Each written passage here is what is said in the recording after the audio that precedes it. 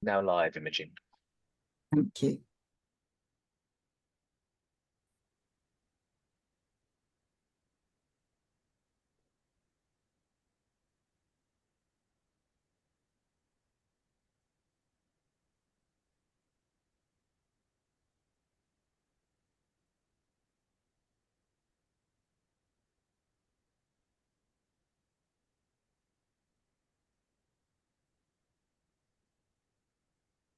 Okay, good afternoon, everybody, and welcome to this IDS webinar.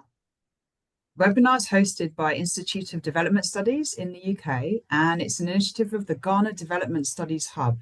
And the Hub is a platform for evidence-informed debate and advocacy on issues that are really important to sustainable development in Ghana and beyond. And this Ghana Development Studies Hub was founded by IDS, but also with members from the key Ghanaian research universities. And it includes participants from policy and advocacy and research institutions across Ghana, elsewhere in Africa and beyond. Over the coming period, we're going to host several webinars which are going to tackle issues of real importance for sustainable development in Ghana and elsewhere in Africa. And today we're starting off with the first in that series. Today we're going to be looking at the question of innovation for sustainable agriculture. And this is stemming from a successful in-person event that we held earlier this year in Accra. So we've got a chair today and speakers from some of our member institutions and beyond. And I'd like to start off by introducing our chair today, who will in turn introduce our speakers. And the speakers will talk for around 7 minutes before we have discussions. So participants, please feel free as we move along to paste your comments and your questions in the chat, and we will select some questions from the chat for the discussion. So our chair today is Dr. Abukari Wumbei, and he's a senior research fellow and the director of the Drylands Research Institute at University for Development Studies in Tamale, Northern Ghana. His research interests include sustainable agriculture and environmental sustainability in general, climate change, water, sanitation and hygiene, and particularly the sustainable use of agrochemicals. So I'm going to hand over to Dr. Wumbei to introduce our panelists and invite them to give their presentations. Thanks very much. Thank you very much, Imogen, for choosing me as the chair for this webinar and also introducing me to the participants of the webinar. I'm glad to accept the responsibility to chair this session. As we are already told, over the years, the attention of the Ghanaian agricultural sector has been focused on how to increase agricultural production, and not much emphasis has been placed on resource conservation.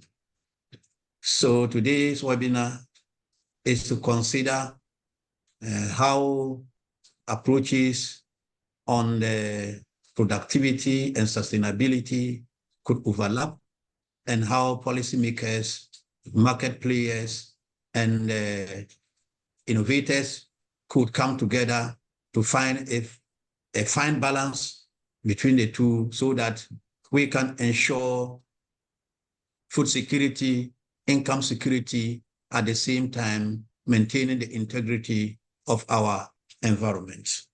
And today with us, we have 4 distinguished personalities to make presentations and to trigger the conversation to bring out the best as far as environmental sustainability and food production is concerned. We have Prof. Irene Susanna Egyir from the University of Ghana. Prof is an associate professor of agri-economics, and she's at the Department of Agri-Economics and Agribusiness. Her main research interest is in studying farmers' responsiveness to resource shifts inclusive development and sustainability, and she has experience in the non-profit sectors as well. Her presentation today would be on knowledge system for sustainability in Ghana's cocoa agriculture, recent efforts at addressing trade-offs between economic resilience and environmental integrity. Prof, you are welcome to the webinar, and we cannot wait to have your presentation and to see the kind of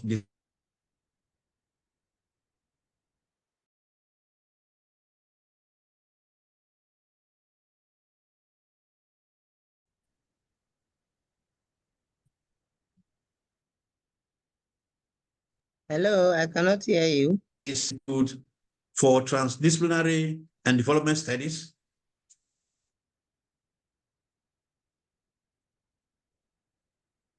Yeah, it's breaking and I can't hear anything now.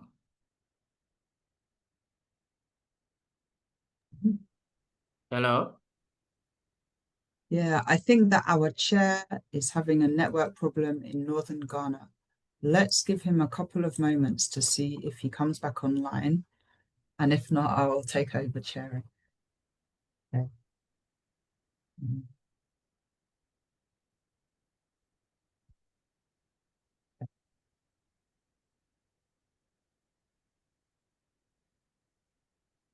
I assume our chair has had a network problem in northern Ghana. So I'm going to do the honors. Yes. Are we together? We lost you after your introduction of Professor Irene, so you may have to. Yeah. So I was introducing Jambedu. He is an assistant lecturer at the Millar Institute for Transdisciplinary and Development Studies. His interdisciplinary research focuses on indigenous knowledge systems, and it traverses development, cultural studies, and philosophy, and is rooted in African epistemologies. He has over 22 years experience across academia, grassroots engagement, and transdisciplinary research. Today, he's coming to make a presentation on knowledge systems and sustainability in African agriculture, the Ghanaian experience, and the grass charcoal economy. So today, let's put our fingers crossed to see what the grass charcoal economy is. Mr. Jambedu, you are welcome to the Ghana hub of the IDS to make your presentation, and we cannot wait to see the discussions that presentation will trigger. We also have... Thank you very much for having me. Okay. We also have Nbuwak Peace Yashim. She is a doctoral researcher at the Center for Agroecology, Water and Food Sovereignty at the Coventry University in the United Kingdom. As a 2019 Commonwealth Shared Scholar, her recent work has focused on seed systems in Zimbabwe. Her wider interest lies in the sustainable food systems, natural resource governance, gender and environmental and social justice, as well as human rights towards sustainable and equitable food systems. For today, her presentation would be on resilience and solidarity economies of women's seed systems in Zimbabwe. Nbuwak, you are welcome to the Sustainable Agriculture Innovation Webinar Ghana series. We cannot wait to have your presentation and to see the discussion that the presentation will trigger. Thank you for having me. Last but not the least is Dr. Niagia Santuah. Dr. Santuah is Senior Dean of the Faculty of Culture and Development Studies at the Millar Institute for Transdisciplinary and Development Studies, Ghana. He is an indigenous knowledge scholar, a food systems analyst, with over 25 years of continuous experience in teaching, research, and development communication across Africa, and an award-winning journalist of international standard. For today, his presentation will focus on poor agri, where is dye culture, incentivizing ecologically sustainable behaviors. This is going to be interesting, and we cannot wait to have Dr. Santuah come to the table with his presentation. To all the 4 presenters. Well, thank you very much for the introduction. Hello? Yeah, thank you very much for the introduction, and I'm looking forward to exchanging ideas with the panel and then the participants. So we have 2 people coming from the Millar Institute. So the way the presentations are structured is as follows. We would have Nbuwak from the Coventry University to make a presentation. That will be followed by a presentation from Dr. Santuah. Then Prof. Egyir will come in. Then the final presentation will come from Jambedu. Each of you would have 7 minutes to make the presentation. When you are done, you have exhausted 5 minutes, I will show you a green card to signify that you are left with only 2 minutes. Then at the end of the 2 minutes, extra, the 2 minutes, that is the 7 minutes, I'll show you a red card.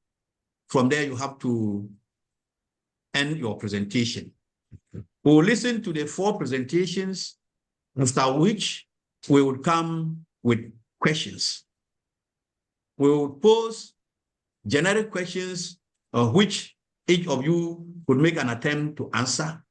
And we'll also ask specific questions and direct them to individual presenters. Our participants or listeners have the opportunity to also ask questions which we will bring to you to respond to. So this is the structure of the presentation.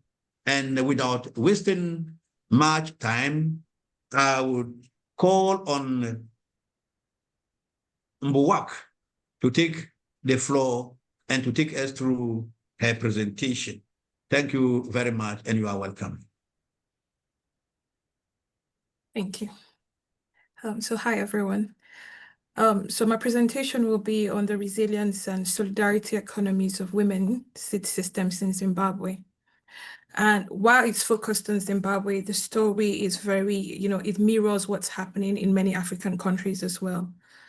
Contemporary discourses on food systems transformation are increasingly converging around the themes of adaptation, resilience, sustainability, and just transitions. And within these discourses, seed systems are emerging as a focus, as well as gender beginning to emerge as a cross-cutting issue, and also as a central axis of analysis and intervention, especially in Africa, where women make up about 50% of the agricultural population and are predominantly managing harvest and post-harvest roles, especially around seed systems and seed savings. And within these responsibilities, they are also known as seed custodians. It has garnered them that respect as seed custodians in Zimbabwe. And a significant strand of this conversation is how the seed systems is being shaped and organized. Broadly speaking, the seed systems are organized into 2 contested domains, which is the formal and the informal seed systems. The formal seed systems prioritize the development, distribution of and sale of certified seeds, improved seeds, hybrid seeds, and emerging and also are genetically modified seed varieties. And within the formal seed systems, they are being sold through registered outlets, catering mainly to few widely adaptable and highly commercial varieties. And in Zimbabwe, one of those is particularly maize. And this in turn, you see, it serves the interest of private corporations, state institutions, regulatory frameworks, and donor institutions.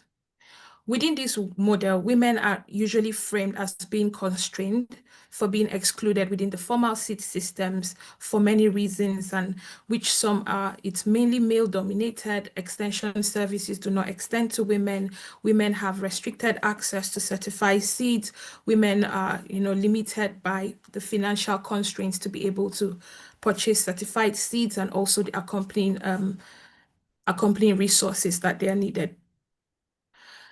And within this also, within the second seed systems is sorry, can you go back to the previous slide? I'm not yet here. The second is also the farmer managed seed systems.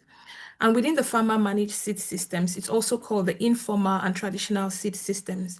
And this seed system is dominated by smallholder farmers, and women are usually, dominating the farmer managed seed systems.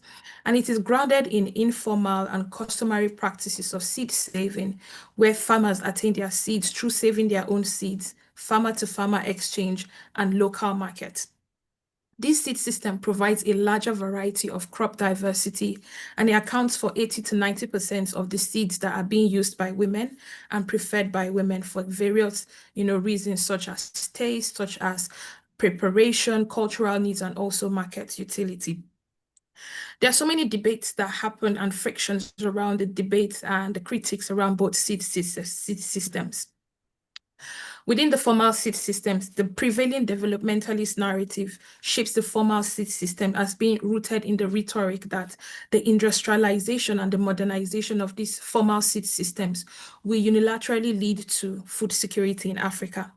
These are underpinned by the belief in technological advancement, single-generation improved seeds, which women cannot regenerate or save. They are single-use seeds. However, they are also to increase productivity. But these mainly align to serve the interest of agribusiness corporations and transnational seed companies.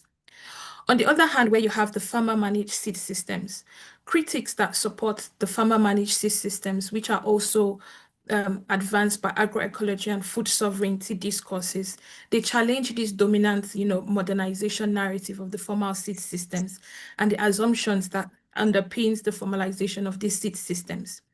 The critics of these formal seed systems believe that these seed systems are entrenched in intellectual property regimes, biopiracy, commodification of these seeds, and regulatory enclosures, which threatens not only women's autonomy and control over their seeds and their seed practices, but also the broader ecological, cultural, and community systems.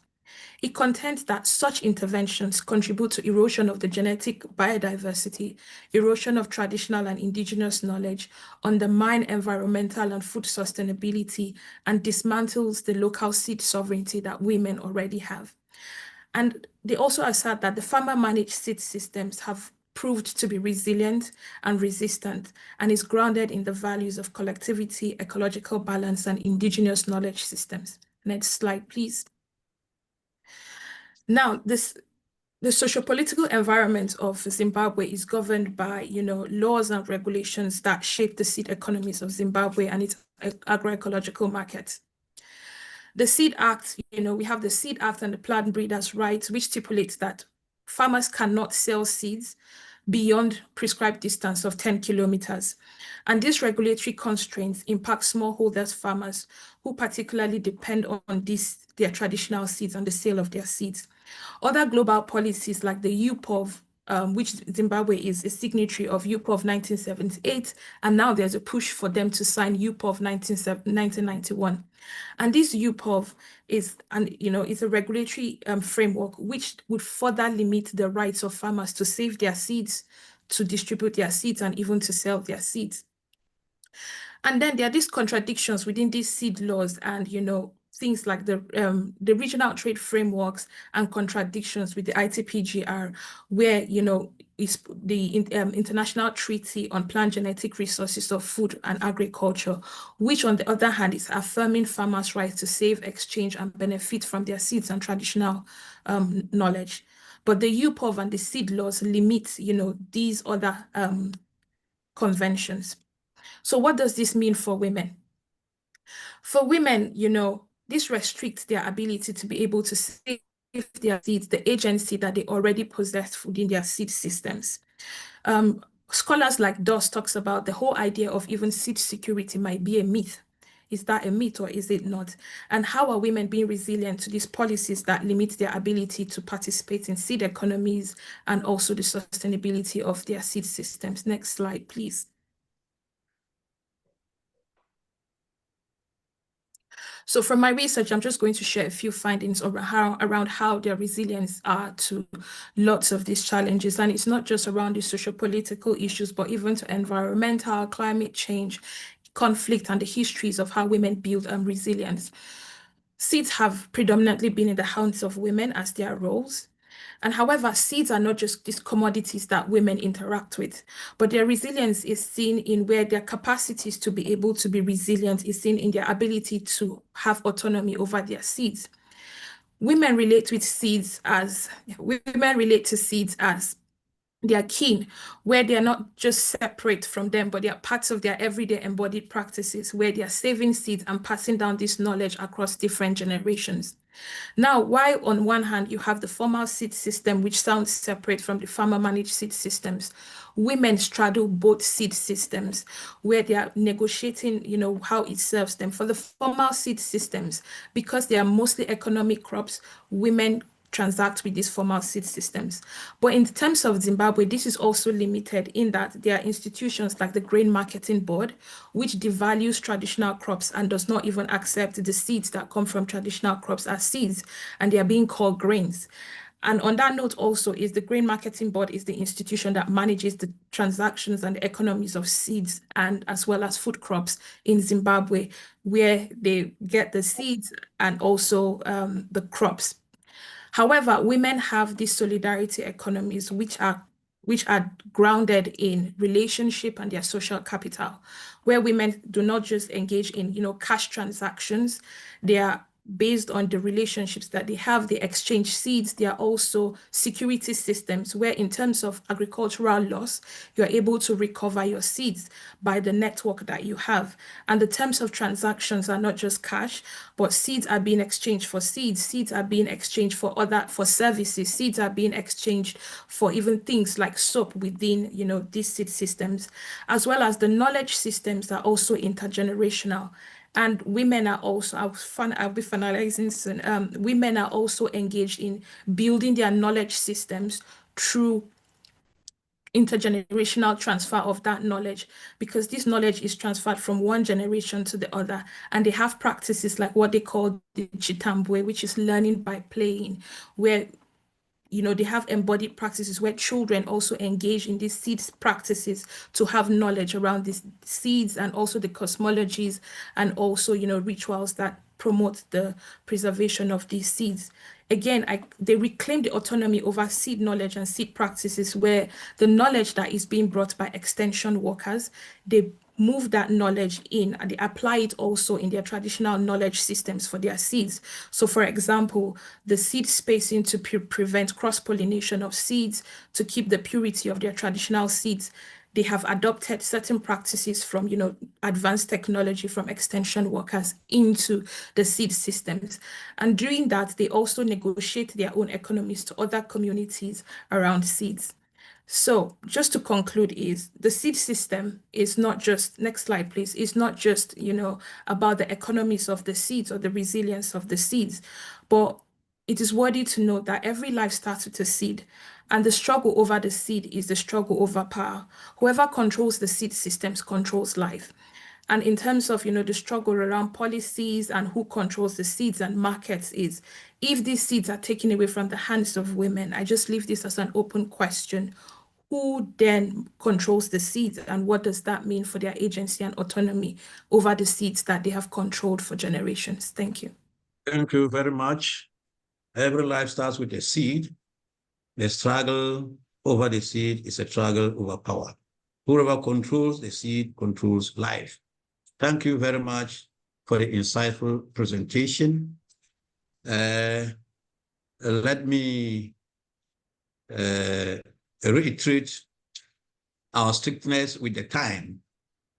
So she is just the first person to present. So we had to pamper her a bit. So she went outside the time The next person to present is Dr. Santuah. So you are welcome with your presentation. Have the floor and tell us what you have to tell us. Thank you very much. Well, thank you very much, Mr. Chairman. Poor agri, where is thy culture? Incentivizing ecologically sustainable behaviors in farming.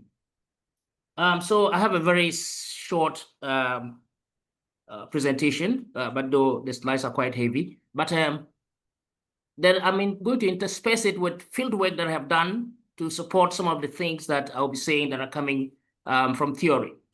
Africa is the cradle of civilization. It is the cradle of original cultures and the cradle of agriculture. Farmers had a pride of place in ancient Egypt using any number of improved technologies, so such as the shadoof, the sake, and all that. So agriculture is not something new, and the use of technology is not new to Africa either. Everyone who eats is part of a food system. Yet food systems are currently characterized by tensions, not least the tribal antagonisms between local food webs and global food systems. Local food webs are governed by nature-based farming that motivates ecologically responsible behavior, whereas global food networks and food chains are based on chemical farming, and this incentivizes ecologically destructive behaviors, and this jeopardizes sustainable farming. So farming, which was a way of life, now is shifted from feeding the hungry to feeding the market's insatiable appetite for money. So the culture has been taken away from agriculture. How did we find ourselves in this situation? There are a number of things. Number one, I would say that there has been a sharp deterioration in the human spirit where technocentrism has taken over anthropocentrism. We are no longer talking about a human being. We're talking about technology. Artificial intelligence, algorithms, machines, money, power, control, influence, speed. All this over human connection. Next one is the peasantization of agriculture, naming, blaming, claiming, and shaming. Now, agriculture has been denigrated. Indigenous knowledge has been denigrated. And there are concepts such as climate smart agriculture, agroforestry, and these are things that have been done in the past. These are not new. Secondly, I would say that there are fraudulent theories and frameworks that are governing agriculture. These are some of these are compost cannot feed the world. Improved seed, my colleague just mentioned. There's nothing like improved seed. It's just a seed that responds to chemical inputs. That indigenous knowledge is superstitious, and that smallholder agriculture cannot feed the world. It has. That is what actually feeds the world. Over 70% of people in this world are fed from smallholder agriculture. Now, there's food security over food sovereignty. Now, we are talking about crops that no longer respond to the climatic conditions. Millet did. When we are measuring food security, we are talking about availability, access, stability, and utilization. I'll come to that shortly. Next, our plates, our palates have been colonized. We are not eating maize, soybean, rice. Our diet has been whitened at the expense of sorghum and other millets. And food security is no longer about food, it's about politics, and it is about money. There's also political unwillingness, what is called a lack of political will to do the right things. The elite has been captured. Land is now up for grabs. And even in some places where commercial trees were sitting on the land, these have been cleared for commercial farming of other kinds of things. Now, when I say there's a sharp deterioration in human spirit, this is something that I came across in my fieldwork.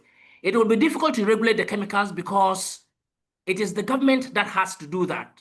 But it cannot, because the chemicals is money. They are harmful to the soil, but it is money. So the people cannot even stop it. So it is the elite that has got us into this mess. Because they are greedy. There's greed, political opportunism that is ruling the system. Now, But we cannot just throw our hands in the air and say, okay, fine, we've lost it all, so let's sit down and fold our arms. No, we cannot. There are a couple of things that we can do. There are footpaths that we can take to ecologically sustainable behaviors in agriculture. And it is an all hands on deck kind of thing that we need to be doing. Policymakers, the home farmers, consumers, the private sector, all these people, and including researchers and academicians, all have roles to play. But we start with the consumers. We need to decolonize our palates, because the future of farming is sitting right now on our dinner table. What we eat determines whether the farming systems will be sustainable or not. Now, we need to redefine food security. I've defined it in the next slide. We need to representize agriculture. Home farmers and policymakers have to come together and recognize, like my colleague said, that seed is a sovereignty issue. And there's nothing like improved seed, because it doesn't perform better under the same conditions compared to the farmer's indigenous seed. Now, we need to decolonize mindsets. Our researchers, our academicians, and our policymakers have to decolonize mindset, frameworks, and the concepts. We have to pursue a policy of zero external sustainable agriculture. Agriculture doesn't have to be chemical-based. So the way to a sustainable food system, when I say a sustainable food system is to go back to the past. What did we do in the past? We used farmyard manure to feed the soil, and then it will feed the crop. Now we are feeding the crop at the expense of the soil. That is not sustainable. Or let me just say, both chemical-based fertilizer, chemical-based farming and nature-based farming are sustainable. The question is, what is the cost? Are we prepared to pay the cost that comes with using chemicals to produce food? Because it poisons the soil, which poisons the crop, and which poisons the food that we eat. So our food system has been poisoned. Now, I was just talking about how we measure food. We measure it in terms of access, stability, and all that, but we are not looking at how the food is produced. That is a major failure of the FAO. And in 2019, I suggested that we need to add one more dimension to food security. How we measure it, sensitivity to ecological balance. So I suggested that food security has to be redefined. So food security is when you produce food using technology that is attuned to nature, that rhymes at the rhythm of nature. That's how we can sustain food production systems. And we have to put food sovereignty first before we achieve food security. So we have to agree that when your millet pours by the roadside, you cannot pick all of it back. What do I mean? I'm saying that our farmers have already got used to farming with agrochemicals. How do we stop them altogether from using agrochemicals? Maybe we should not even try. So we can have a trade-off. Trade-off by altering what we eat. I found that eating food with its soul is the ultimate driver of sustainable food systems. Now, what is food that has soul? It is the underlying driver, because food that has soul not only nourishes the body and is nutritious, but it's also the ancestors' favorite meal. But above all, food that has soul, its consumption triggers production systems that are socially, economically, ecologically, ethically, and spiritually balanced. So if we all make up our mind to eat food that has soul, and millet has the highest soul, then we are on our way to sustainable food systems. So we can actually trade off in farming systems, and I have a suggestion about how we can do that. I am not an agronomist. Maybe my association with agriculture is based on extension. So I'm not an agronomist, but I have been made to understand that in Ghana, our soils are rich in phosphorus. So we don't need phosphorus in farming. So this is what I suggest. Use minimal chemical fertilizer for growth and seed, and use nature-based agriculture for a proper seed and good nutrition. Yeah, so this is the end of my presentation. I'll take more questions and then expatiate on some of the things that I may not have emphasized. Thank you very much.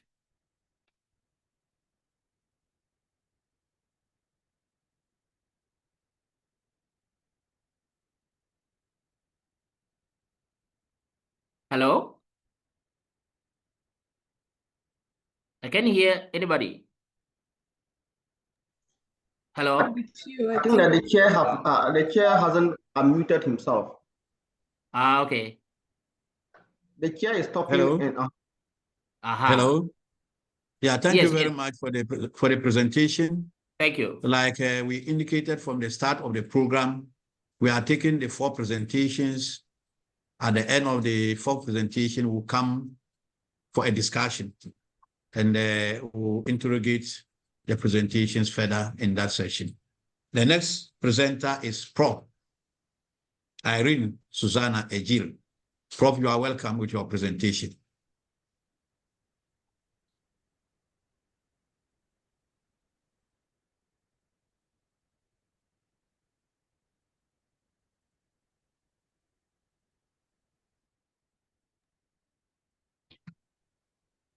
All right, so I have titled my presentation, Knowledge Systems for Sustainability in Ghana's Cocoa Agriculture, Recent Efforts at Addressing Trade-offs between Economic Resilience and Environmental Integrity. Now, Ghana is in West Africa, and when we say that in West Africa, there are diverse agroecologies in Ghana, as I'm showing, and that suggests that there are diverse persons thinking differently about how to use resources to produce, to consume, and to exchange. So when you go to the households, it's heterogeneous. We are not one. Even in one household, children, men, women, the women and men and adults, the children are boys and girls. In that ecology, yes, we may be talking about biodiversity. We may be talking about water. We may be talking about some material, some energy. But remember that it is diverse, very important. So we don't box all of us into one situation. The next slide. And so in the agroecologies, one of our developmental context issues in Ghana is cocoa. So we say cocoa is Ghana. Cocoa is a perennial crop, and this perennial crop has guided our economy, not only the local economy, but the national economy, such that cocoa is an international value chain. But it is complicated by the recent climate change and alternative land use systems. So you see that many of the people who grow the cocoa, who are smallholder farmers, are not the only ones making decisions. The state is making laws. Businesses that are in the value chain, supplying seed, supplying all kinds of agro inputs. Some are organics, some are natural, some are chemical, some are based on biotech. Because when you go to the chain, you see hybrids, you see the original beans. What I'm saying is that there are different publics, and therefore the issue of a sane planet, a sound environment, is conflicting with making money to sustain the livelihoods of the same people who ought to also think about a sane planet. And therefore, in my research from 2000, I am working in this space for 30 years, but I would say that from the 2000s, we started looking at multidisciplines, taking the situation into our hands. We use technography. We used a lot of multi-actor explanations. Today, my research is on Galileo. It's talking about trees, people, different actors thinking. And that's why the co-creation journey is now, in the last decade, what is driving what we can do to address the mismatches in the cocoa agro system. So you see that when people come together, and it's not only people called farmers, it's not only people called researchers, it's not only people called indigenous thinkers, it's not only people called AI thinkers. All of us come together and get the problem analyzed, reframe it, explore alternatives according to the age, according to the developmental stage. We are in 2025. Ghana has changed political leadership. They come with their own manifesto. They come with their own thinking, but the past is also there. And as I've said, different publics are thinking. And therefore, usually, when there's prototyping, there's experimentation. In Ghana, all the systems are together. In our policy, we are interested in food security, emergency preparedness. We are also interested in increased growth in income. We are also interested in external markets for cocoa. We are also interested in internal market for cocoa. We are interested in managing sustainably our land and environment. We are also interested in applying science, technology, and innovation systems. And so all the institutions that have to come together, we are interested in improving their statuses. So you will see in the next slide, you will see that because of the co-creation efforts, let's go to the next slide. You will see that even in the 90s, we did a lot with organics. We are doing a lot with agroecology. We are doing a lot with regenerative agriculture. Today in cocoa, we call something innovative cocoa agroforestry. We call something dynamic cocoa agroforestry. That's what my PhD students are now researching. There's a lot coming up. And as I've said, it's not only the public, it's private as well. Cocoa Research Institute of Ghana is championing, University of Ghana is championing with other universities. Other universities from outside research institutions, as I have listed, are all in action because we have realized that we cannot do just a thinking. We have to co-create and do the best to survive in our changing world. The next slide. The next slide, yes. So I put this research that we did, and thus as a problem tree analysis that we did, you see strangely that though there is land, it's conflicting whenever we want money. So land tenure conflicts with poverty or wealth creation, and there's something we ought to do. This I'm showing because just last 2 weeks, that's what we did. All the multi-actors that are interested in cocoa, we came together to find a solution. Our last slide. So you see that if we want to manage the cocoa agro system and get the trade-offs slimming up, then multi-actors must take ownership of experimentation. You have to remove suspicion and address especially the land issue so that we can create the wealth. And as one of my PhD students' publication is saying that sustainable systems demand tailored approaches for short-term economic and environmental sustainability, aligning with community-wide long-term goals. Thank you very much. Thank you, Prof, for the short and impactful presentation. We'll come back at the end of the presentations and have a discussion. Our next presenter is Jambedu, and he's doing it on knowledge systems and sustainability in African agriculture, the Ghanaian experience and the grass charcoal economy. The floor is yours. Thank you. Thank you very much for this opportunity for me to share with you this topic, knowledge system and sustainable agriculture, the Ghanaian experience and the grass charcoal economy.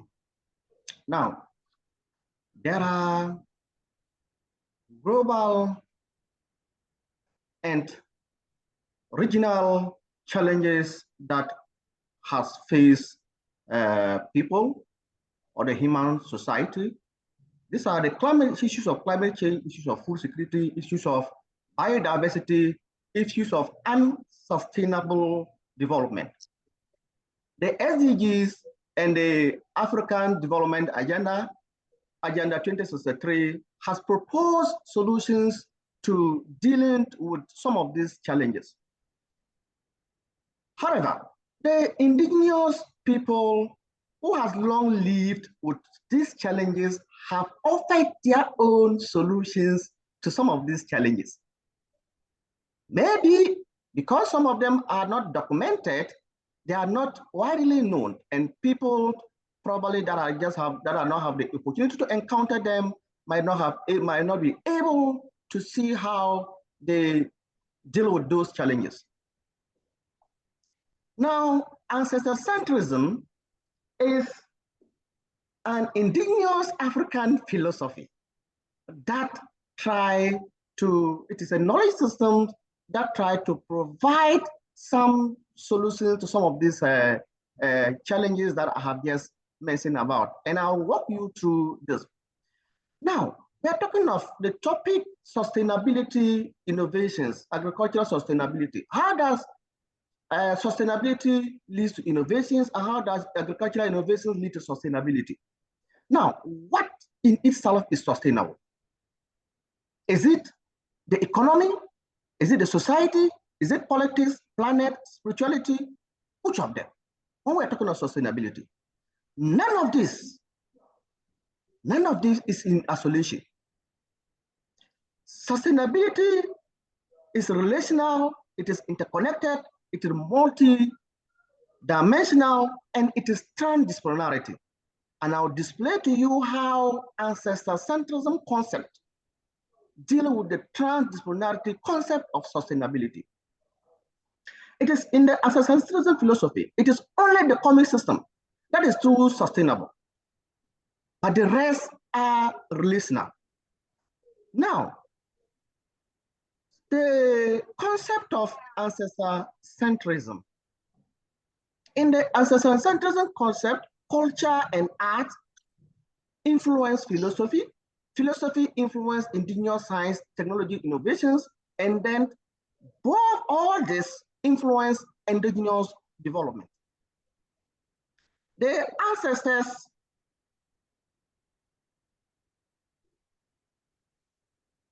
So ancestocentrism is a system thinking philosophy where science revolves around the lived experience of the ancestors. The ancestors are people that have lived and have contributed phenomenally to the development of their community. And this experience has shaped the past, the present, and it will continue to shape the future and then the unknown generation. So because this philosophy has, like we have in the slides, if you can go to the ancestor-centrism slides. So the culture, like I said, has influenced philosophy. Philosophy has influenced indigenous science and technology innovations, and both has come influence the endogenous development. That is the developmental aspect of the development behind ancestor-centrism. And now the philosophy of that is the other side, at the right-hand side. So it addresses the what, the why, the how of knowledge system. Now at the top of it is where we have the angiology and the geology. So that is where we are looking at the ethical use of knowledge system, the ethical use of knowledge system from the indigenous knowledge perspective. So at the trans level in the ancestor-centrism, that is where we push beyond science, philosophy to ontological terrains.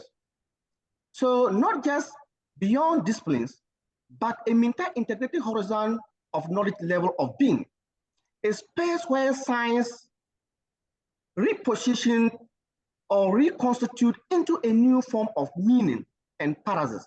So from that particular diagram, I'll walk you through a practical application of the indigenous knowledge system. that have solved some of these, anticipated in solving some of these challenges like biodiversity, climate change issues, and so a practical application of indigenous science and innovation, technological innovation, is the grass charcoal economy. And the grass charcoal economy have three major components. We have the biochar, we have the grass paper, and we have the biochar, the grass paper, and then the third one is the grass briquette charcoal. So we'll move to the biochar. Now, so in the biochar, this is where grass has been cut, bent, and then transformed into biochar. The biochar is used for agriculture, soil improving soil fertilities. It is also used as a way of improving the alternative form of chemical, alternative form of fertilizer. That is, now the next one is looking at the briquette charcoal. Now this biochar is mixed with a bounded material to transform into a briquette charcoal. Now this briquette charcoal become an alternative source of fuel wood that is different, that is hitherto that nuisance grass that is hitherto that were hitherto not used and destroyed is now used for fuel wood. So trees will not be cut away and then used as charcoal. So this is an alternative form of charcoal of fuel wood that is being supplied in the system. Now this grass charcoal is also, these grasses are also transformed into what we call grass paper. Now the grass is cut both wet or dry, blend into fine particles mixed with other bounded material, and then transform into grass, into paper like I have just displayed. So ancestor centrism provide an economic benefit and social benefit. The economic benefit, it creates value for grass for people that harvest them. Then it generates direct household income, provided export opportunity. Then the social benefit, it enhances renewable, a local revenue for district assembly, and then people that would have involved in this particular production. So to conclude, in the indigenous knowledge system, it is only the comic system that is truly sustainable. Any other form is relational. The grass charcoal model demonstrates how indigenous knowledge system deep-rooted in African philosophy such as ancestor centrism can be transformed into environmental challenges, into practical solutions. Thank you very much for this opportunity.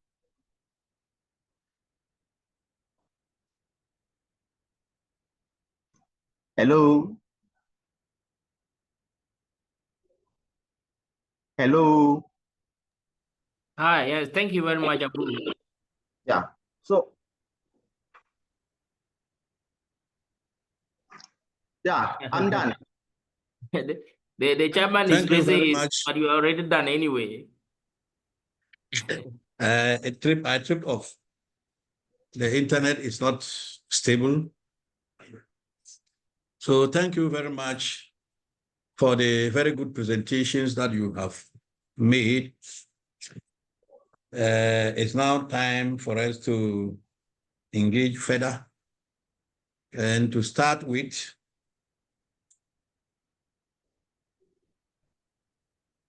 we have seen that presentations have been made on the different agricultural paradigms. And to start with, we would like to find out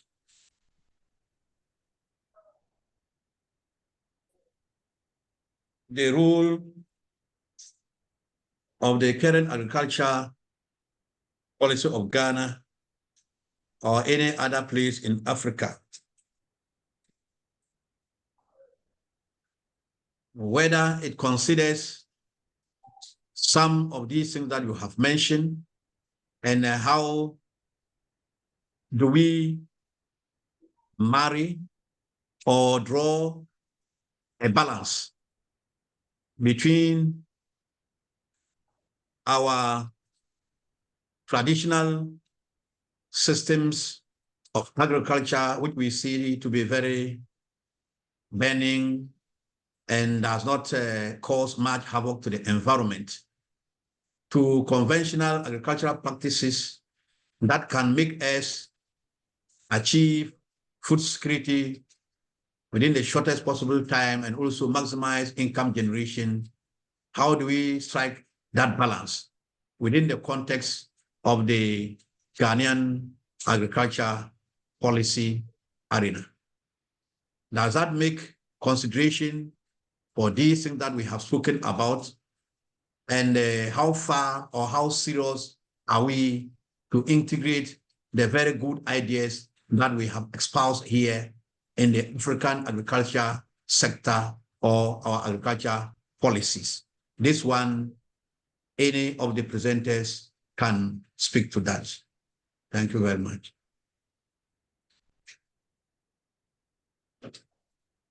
Yeah, well, okay, thank you, Mr. Chairman. You know, the vision of the Ghana Ministry of Food and Agriculture is for a modernized agriculture, culminating in a structurally transformed economy, which is evident in food security, with emphasis on food security, employment opportunities, and reduced poverty. So right from the word go, the orientation of agriculture in this country is about modernization. So we have already sold out nature-based farming. But even what is in black and white doesn't always necessarily translate into what's on the ground. And I'll give you a classic example. Now, the Ghana Zero Hunger Project is the country's response to the SDGs to reduce poverty by 2030. It clearly makes provisions for the cultivation of millets, especially in northern Ghana, which is on paper. But in practice, there's no initiative that is supporting the production of millet. So there's a clear disconnect between what is on paper and what is implemented. That's on the one side. The other thing is we seem to have taken it for granted that the future of agriculture is economics. I don't disagree. I disagree with that view. Even though both commercial agriculture and nature-based agriculture are sustainable to some extent, I think that we have inherited, a system that was self-sustaining. The way we are going about it cannot sustain it, as in the near future. It cannot, and it all has to do with policy, both what is on paper and what is on the ground. For now, that's what I just want to highlight. Yeah, thank you very much. Yeah, any other response to this same question? Okay, so thank you very much for, can I come in? okay. Yep, you can. Yeah, thank you very much for this opportunity. I think that Millar Institute for Transdisciplinary and Development Studies has taken a lead in this. Now, because we have to move beyond science and data and translate science and data into practical solutions. And this is where the grass charcoal economy comes in. Because you will all agree with me that grass anywhere, hitherto, is a nuisance. It's being weeded and thrown away, except in areas where people will want to use it as mulch. But this is where grass has been translated into a new form. So it is bringing the application of science and data into practical applications of science and data. So if this is, it is only where we can look at Minister of Agriculture, Minister of Local Government and Planning, try to incorporate this novel idea into the agricultural system. And then when that is done, we will be bridging the gap between science and practical application of knowledge, and this would translate us into a modern agriculture mechanization or modern agriculture system. Thank you. Thank you very much. At this point, I would like to bring in the Prof. Egyir to look at her presentation vis-a-vis the agricultural policy of Ghana, because I know somewhere they're also talking about sustainability, and to what extent does the policy or the policymakers walk the talk as far as the cocoa sector is concerned. Yeah. So policy formulation is driven by public, but implementation is driven by public-private. Let us understand that. And that is why I do not agree that we have sold that nature-based farming. I'm sitting in my organic farm in front of my office in Accra. All my vegetables here, my maize is organic. Unfortunately, in Accra, yesterday I ate shawarma. I don't know if it is GMO wheat. I don't know where the meat was slaughtered, but that is what we eat in Accra and Kumasi and Takoradi and all our 16 regions. So we do it as a continuum. None is sold out. In 2006, again, the last speaker said biochar is novel. No, 2006, we started working with Germany on food systems and incorporating biochar. I have PhDs, I have publications. Go to UGS. There's a lot we have done with biochar, but we know it's soil amendment and we cannot depend on it alone. And that is why I also, as a farmer, a mango farmer, I also, as a rice seller, I also, as a sorghum eater, as a millet eater, I don't agree that we have not gone into it. If you go to Manga, if you go to Sari, a lot of research is going on. It is just that the private sector, the businesses that should invest, and that is why economic resilience is saying we should take it aside. No, many of our farmers are not investing. So we need people who will also be interested in investing. Otherwise, the vulnerable cannot take us along. And that's why I'm eating pizza. That's why I'm eating shawarma, because I cannot depend alone on the poor farmer. They feed us, it is true, but sometimes I need rice. Their rice is not ready. Thailand rice comes in and I eat it, because product quality is also an issue. Information flows are issues. The issues are complex. I'm saying that our policy, the 6 food agricultural sector development policy objectives, Google it. They are very comprehensive in integrating science, technology, innovation, sustainable management of land. Today, if you look at our Feed Ghana program, it does not set aside sustainability. If you look at even the Grow 24, the Make 24, it's all comprehensive. We cannot sort something out and call it nature-based or something that should be the original.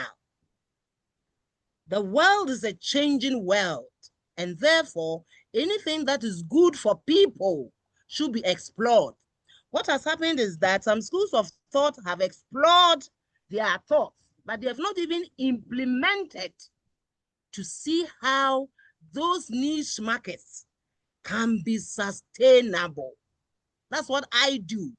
When I hear it, I design it, I make it my own. That's why I am doing the organic agriculture myself. But I cannot feed Accra with my organic because I don't have a lot of investors going with me. The state itself has little budget for anything that it has put on paper. I agree that not everything that is put on paper has been pursued because the state is depending on the private sector to do a lot. Our private sector includes smallholder farmers, medium-scale farmers, and other businesses, and large-scale farmers and other businesses. But you and I know that these medium to large scale, they make up maybe 10%. People like to invest in other things apart from agriculture. So let's pursue it in a multi-dimensional way and reduce the concentration on saying that we should go back to what our mothers taught us alone. I do not agree.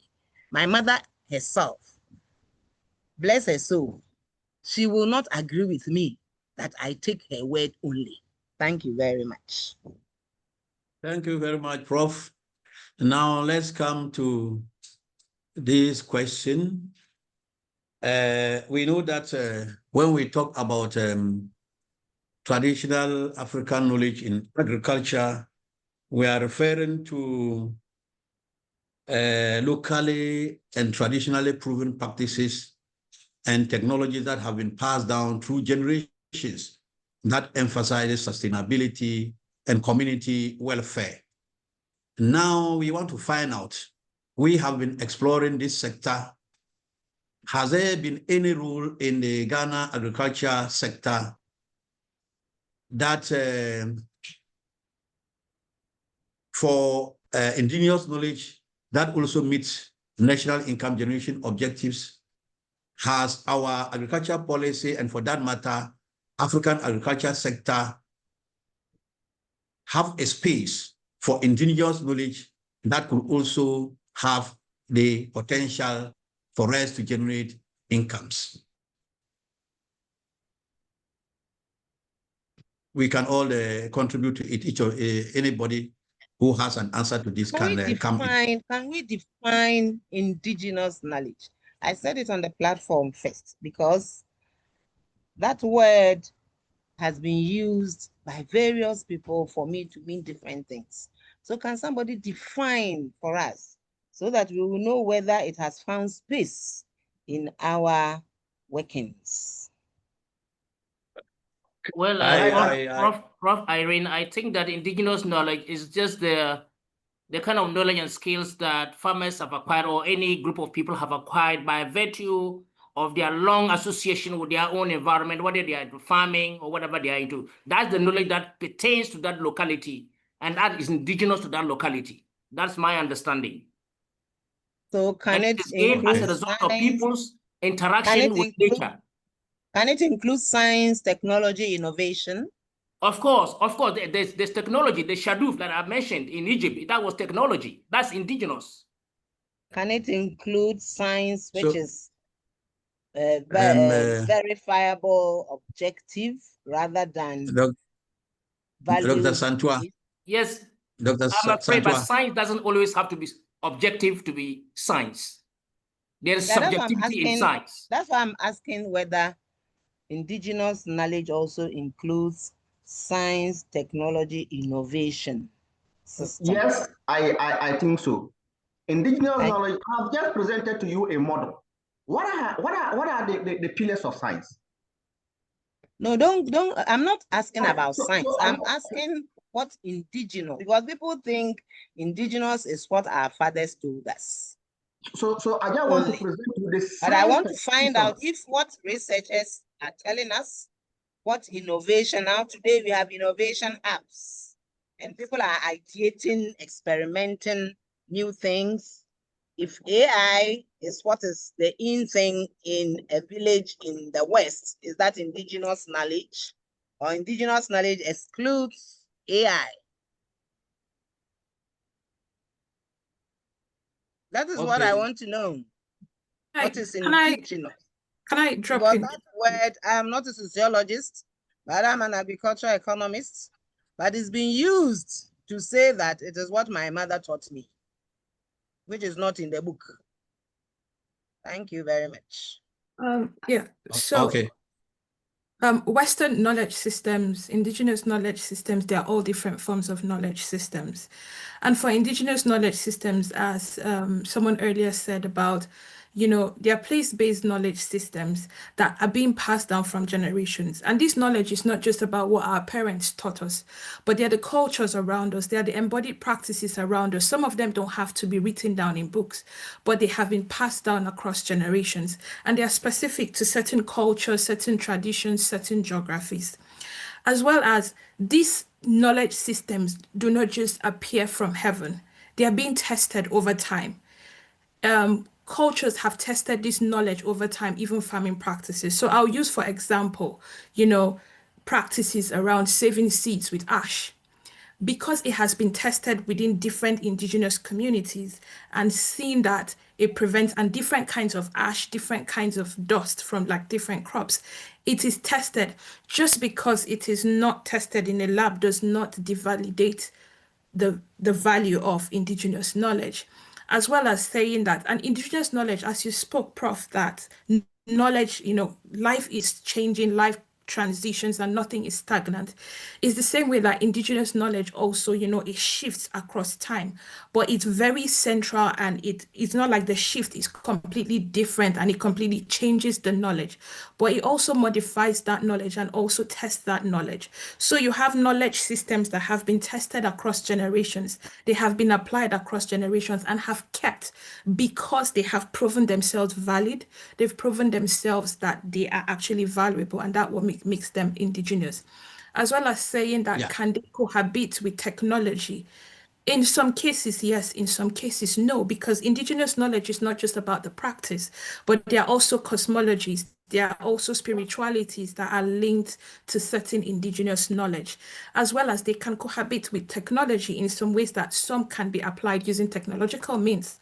So, for example, let's say rainmaking ceremonies where you might need certain grains to be processed, right? So instead of pounding those grains for the rainmaking ceremonies, there are traditional, milling machines that can get that done for those rainmaking ceremonies. So you have indigenous knowledge, indigenous practices that are still being cohabiting with various technological advancements.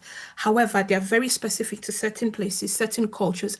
But what makes them indigenous is that based on the sciences of those geographies, they have tested this knowledge and it has become a way of life. It doesn't have to be written, and it is embodied in the way that you learn by practicing these things. It's not like you're being taught in school, but you learn by an embodied form of engagement with these knowledge systems. Thank you. Yeah, thank you very much. Following up with your contribution to this indigenous knowledge, I'd like to find out from you, how could we have a full control over our seeds as Africans? Is there a role for a formal African seed sector? Because at the moment, we can see that we are importing most of our seed from the West. And that is why people are saying that we are not food sovereign, because you cannot depend on somebody perpetually. The day that he doesn't supply you with the seed, what do you do? Yeah. And so as initially, I think it was Dr. Niagia that spoke about, we have to take on a holistic dynamics towards the seed systems. And first is, who benefits from the formal systems and who is benefiting, and how are these policies, around seeds being formulated? And I speak like in a general context for Africa, is that there's so many players, so many actors, so many institutions. And some of these policies, they are not African design policies. They are policies that have been designed by global systems that have been, passed down and implemented in national laws. So policy plays a very huge role. However, earlier it was spoken about decolonization. There is a need for a decolonization that needs to happen in Africa, because, we have this mindset that whatever comes from the West is best. Linking back to indigenous knowledge is that anything that is indigenous, anything that is African, it's been devalued so much that we don't see the value in it. So policy plays a very huge role in being able to remain food sovereign. And there's so much being done in certain African countries. So I'll say, like in Zimbabwe, there are so many organizations that are advocating for that recovery of lost seed, recovery of lost knowledge, recovery of lost practices, because we cannot shut down the borders and say, don't buy seeds. When there is no knowledge, farmers don't have the knowledge of even how to grow traditional seeds, traditional, crops. The loss of those seeds itself, because some of the crops that have been imported have come with accompanying diseases that have also, destroyed traditional crops themselves. As there is that, there's the knowledge aspect of it, there's the policy aspect, there is also back to indigenous knowledge. We need to go back to our roots to figure out what has been working. There has been so much talk about the formal seed systems, the quote-unquote improved seeds, which are one-time seeds that farmers cannot save, so farmers cannot regenerate. So in terms of, someone spoke about in the chat about integrated seed systems. In Zimbabwe, historically, the government was in charge of research and development for seeds. But these seeds, even though, they were quote unquote supposed to be improved, right? They were open pollinated varieties of seeds, which means once a farmer gets those seeds, they can still regenerate their seeds and continually grow their seeds. But now we're moving towards a system where it is one-time use hybrid seeds, which means the farmers' autonomy are being lost when there's a dependence of farmers on this one-time use. So every other year you have to buy seeds. And who controls the market? That means we're giving back the control to corporations, back to policy, and it's the policy that has allowed that. For example, I gave example of the Zimbabwe seed law, where you cannot sell seeds, beyond 10 kilometers. However, farmers' economies of seeds have always thrived in relationship. You know who you buy your seeds from. You know who is exchanging seeds from. And if farmers have, the autonomy to be able to trade their seeds as well, it's based on relationship. Africa is a very communal and relational atmosphere. So if you know who sells your seeds, you have that direct contact where even if it doesn't thrive, you are able to know who to go to. And it's also like having there's a myth also. Personally, I also feel the whole idea that Africa is seed insecure is a myth. Africa was never seed insecure because we produced our seeds, we grew our seeds, farmers knew how to save their seeds, farmers knew how to regenerate their seeds. However, that knowledge has gradually eroded because of, the policies and the push for, hybrid seeds, the push for, sorry, just a minute. The push Thank for you very hybrid seeds much. and the push for agroecological advancement. Thank you very much, our presenters and our participants. We can all attest to the fact that these presentations have generated a lot of interest.